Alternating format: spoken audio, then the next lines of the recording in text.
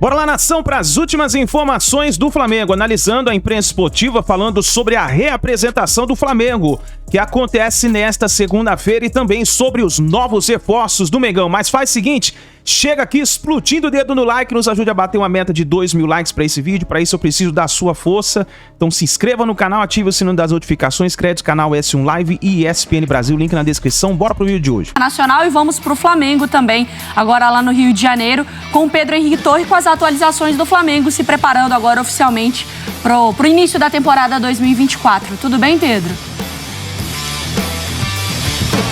Tudo bem, Mari? Um beijo pra você, abraço aí, Prates, Marra, todos os amigos do Sport Center. Chegou o dia da reapresentação, né? Fim de férias para os jogadores do Flamengo. Reapresentação marcada para hoje à tarde, aqui no Ninho do Urubu. Os jogadores vão chegar, enfim, aqueles exames médicos de praxe, início de temporada, para iniciar de fato a preparação. Aí vai ter o início de disputa do Campeonato Carioca, uma equipe muito provavelmente alternativa, e logo em seguida o Flamengo vai para os Estados Unidos realizar a sequência da pré-temporada. Vai ter um amistoso com o Orlando City no dia 27, então tem muito o que fazer o técnico Tite. Gostaria ele certamente de ter todos os reforços que imaginava à disposição, mas vai ter um só, e a partir provavelmente de amanhã, que chega no Brasil amanhã, o De La Cruz.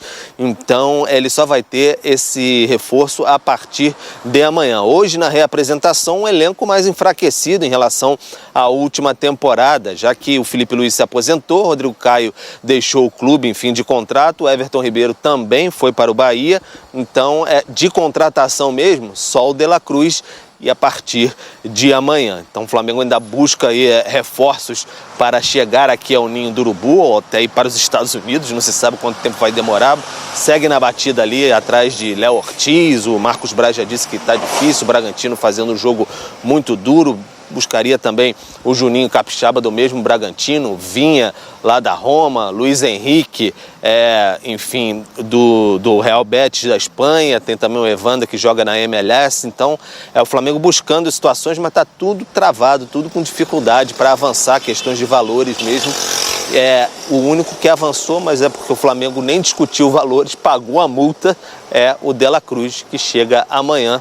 Então o Flamengo com basicamente nenhuma cara nova hoje, só umazinha amanhã, que vai chegar por aqui no Ninho do Urubu, debaixo desse calor brabo do verão carioca, Mari. 38 graus mais ou menos, uma sensação térmica acima disso, tá bem puxado por aqui hoje. Nossa, que recepção então pro pessoal, hein? Voltar a treinar debaixo desse solzão na cu. A janela não abriu ainda, tá? Falta alguns dias para abrir, mas você acha que era importantíssimo o Tite já ter pelo menos alguns nomes novos nessa representação? Só antes de passar para o Mauro, só explicar porque a Mônica falou. É um absurdo o De La Cruz não se representou, por quê? Só explicando, o De La Cruz, ele entrou de férias depois.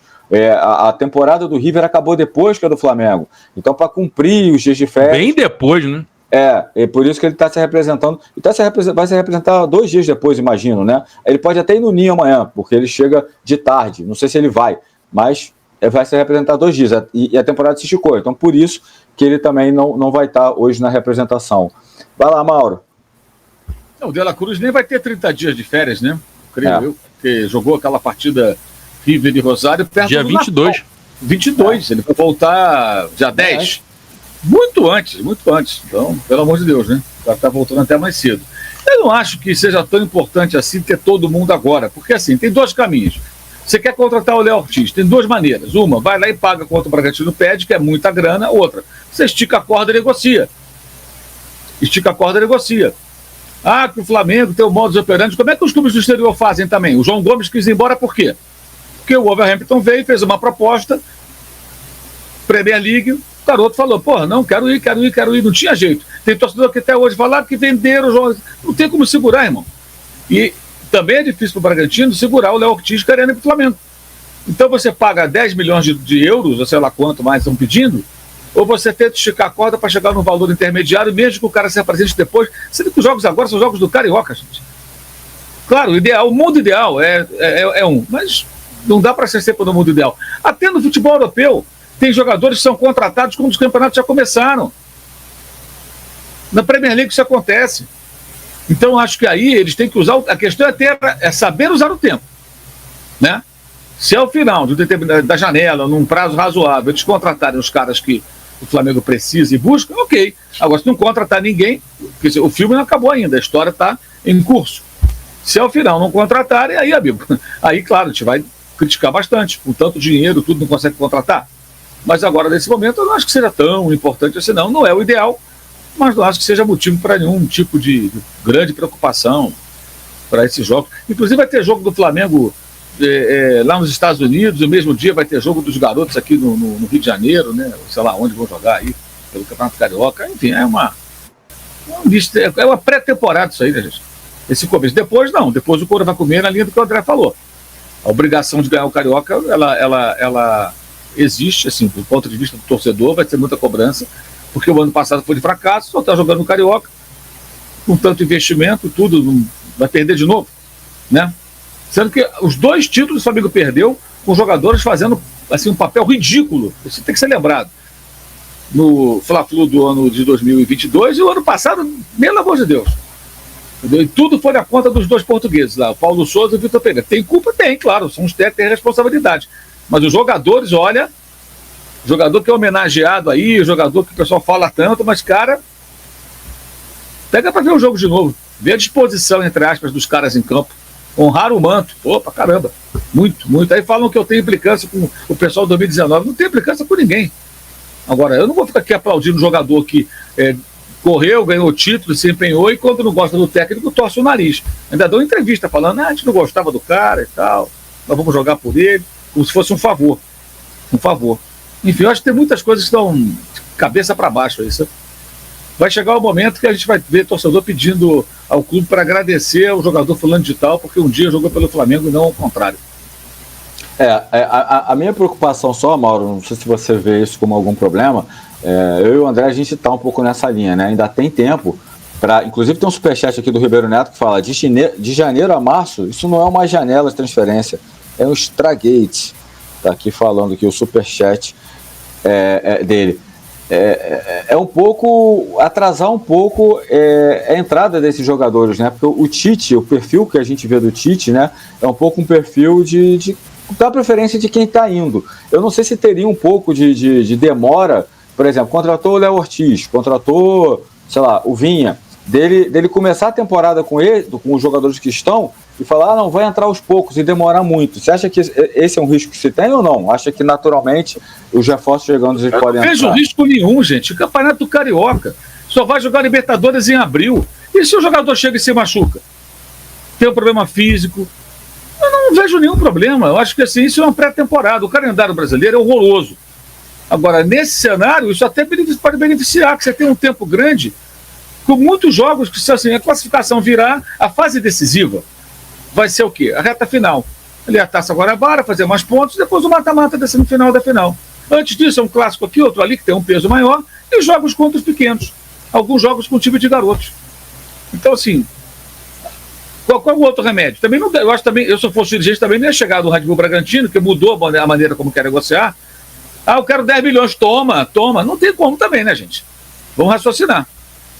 E agora, os caras têm que ter habilidade para negociar, para conseguir os jogadores. Se não é o Léo Ortiz, quem mais? É o único zagueiro que sai jogando no mundo, é o Léo Ortiz? Não tem mais ninguém. Só tem ele. Nossa, por que ele não joga na seleção brasileira? Se é tão bom assim, né? Deveria ser titular absoluto. Na Copa do Mundo, agora com o Diniz, na apresentação do Dorival, o Dorival diria, Léo Ortiz é mais 10, né? E por aí vai. Não é assim também. Estamos falando de um ótimo jogador e tal, um jogador maduro, uma idade boa, já está pronto, né? Tem experiência, mas não é porque o Léo Ortiz chegou ou não que tudo vai dar certo ou vai dar errado. Eu acho que é uma questão de... O Dela Cruz é mais importante chegar agora, porque é um jogador que vem do exterior, adaptação ao Brasil, ao Rio de Janeiro, aos colegas, tem lá 2 uruguaios no elenco, isso vai ajudar em tese, mas é um cara que está vindo de fora. Mas eu não acho que seja um grande problema, não. Acho que o mais importante é contratar os caras certos. Agora, se esperar mais um pouquinho, tudo, é do jogo. É do jogo. O único jeito é chegar lá e pagar. Você vai pagar tudo que... A mesma coisa, você vai comprar um carro, meu amigo. Vai comprar um carro, o camarada chega e pede um valor. Você não quer pagar aquilo tudo, não tem aquele dinheiro todo. Você faz o quê? Pega o empréstimo, paga. O cara está pedindo mais do que a tabela. E o carro tá bom, mas não é também para isso. Você paga o que o cara está pedindo? Não, você tenta negociar, espera daqui, dali, tal, tenta convencer, ou você busca outro carro. Né? O carro vale 50 mil, o cara está pedindo 65. Você vai lá e paga os 65? Não. Você vai procurar um carro de 50 mil. E assim a vida segue. Eu vejo dessa maneira. Isso é negociação. É negociação. Agora, ao final do prazo, janela e tal, aí você vai avaliar. Ó, trouxe, não trouxe, contratou, não contratou. Acho que é uma questão de ter um mínimo de... Eles dizem que tem outros nomes para lateral. Nos bastidores, o que se comenta é isso. Você fala com as pessoas, mas o Léo Ortiz, eles vão insistir até o final. Então, insistindo via empresário. O empresário, o jogador, pressiona o Red Bull Bragantino, alegando que havia uma promessa de que ele sairia, seria negociado. Então, é um jogo de paciência. E tem que ter paciência, não tem outro jeito. Porque quando o torcedor fala, vai lá e contrata, aí é fácil falar assim. Porque você acha o quê? Que tem um orçamento sem fim? E até dando um exemplo do que você falou em relação a valores, né, não estou falando que é melhor. A minha tendência é nem achar que é. Mas, por exemplo, quem vinha sendo convocado para a seleção brasileira era o Nino. O Fluminense acabou de vender por 5 milhões de euros pro Zenit. Né, e o Flamengo está disposto a pagar 6,5, se eu não me engano, entre 6 e 6,5. E o Nino é mais novo. E o Nino é mais novo, tem isso também. Então, enfim, tem que...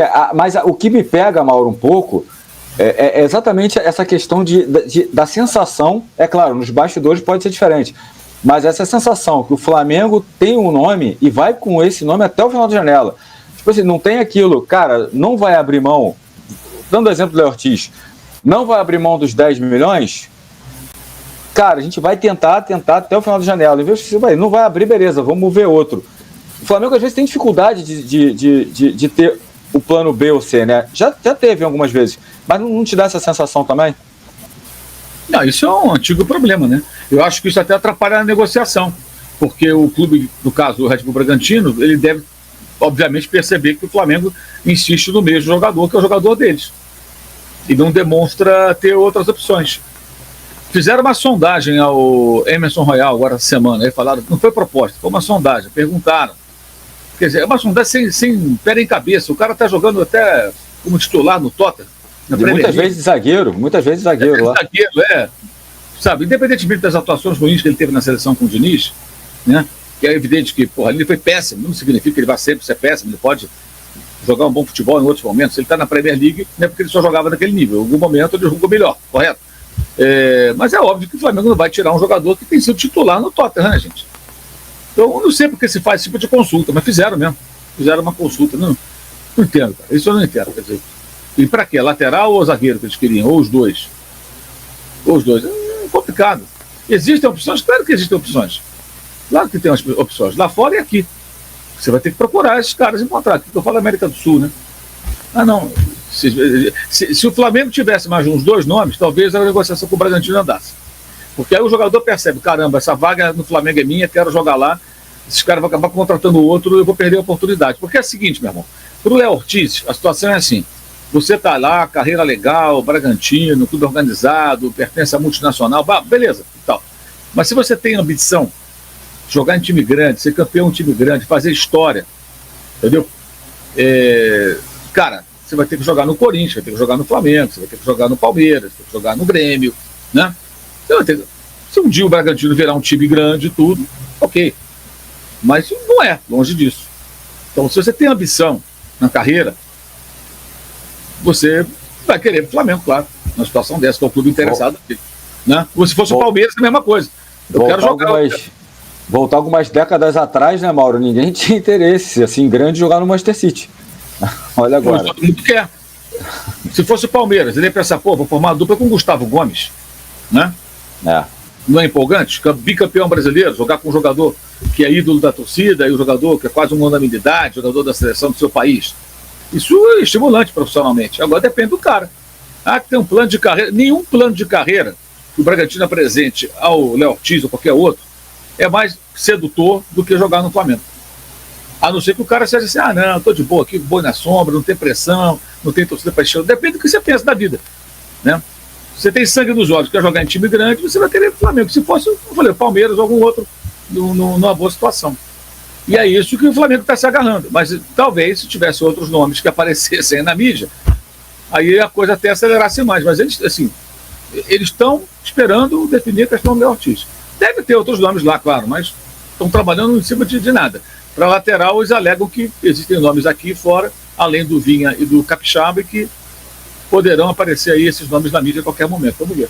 E nessa, né, Mauro, o Braz deu uma entrevista falando que o scout do Flamengo já observa o Evander desde a Dinamarca, né, que é nível A. Agora, se a gente parar para pensar, quem botou o Evander como nível A? Porque o Flamengo, desde que ele jogava na Dinamarca para cá, o scout do Flamengo mudou. Porque na época até o Fabinho fazia parte. Então, enfim, será que é um relatório lá de trás que se mantém? É um pouco difícil a gente falar sobre, porque não é bem informado como que é esse trâmite interno no Flamengo, né, Mauro? O Evander não vem mais. Depois de toda essa repercussão negativa, acho que os caras não vão ter a coragem de insistir nesse nome. Vai cair no esquecimento. Tem menor cabimento isso aí. Menor cabimento. Menor sentido. Nível A, nível B, nível A, sei lá qual é o nível que ele possa dar, o nível que for. O Flamengo não precisa de jogador dessa função e não é ele.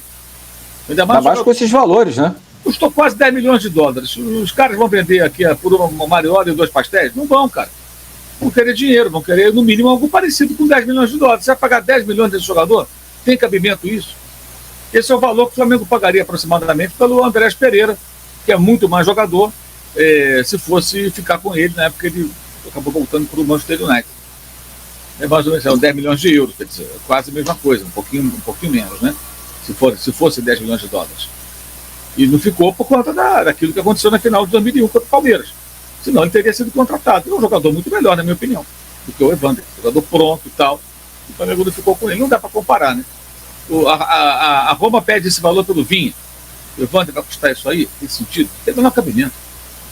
Eu acho que isso aí morreu. A repercussão foi péssima. Acho até que foi balão no ensaio. Soltaram aí para ver qual é a reação geral. A reação foi ruim, não engaveta o nome. Eu acho que vai acabar acontecendo. Mas não deixa de dar uma queimada no departamento de scout, né, Mauro? Quando fala que é nível A, eu fico imaginando se eu estou no departamento de scout e não me indiquei. Ele é o chefe do departamento de scout, né? Ele é o vice-presidente de futebol. Partindo do princípio, assim, só para deixar claro o meu ponto de vista, partindo do princípio que eu não acredito em nada do que o Marcos Braz fala, então essa coisa do scoutear, para mim, pode ser só uma jogada dele para tentar valorizar o jogador. Então, assim, essa questão do scoutear, não, é difícil você imaginar um analista de mercado fazendo um scoutear de um jogador nota 6,5, 7 dentro da Liga Norte-Americana. Tá, então, nação, essas foram as últimas informações do Flamengo. Fica ligado aqui no nosso canal, que assim que a gente tiver mais informações, nós vamos trazendo aí pra vocês. Tamo junto, obrigado por você estar aqui até o final do vídeo. A gente se vê daqui a pouquinho no próximo vídeo.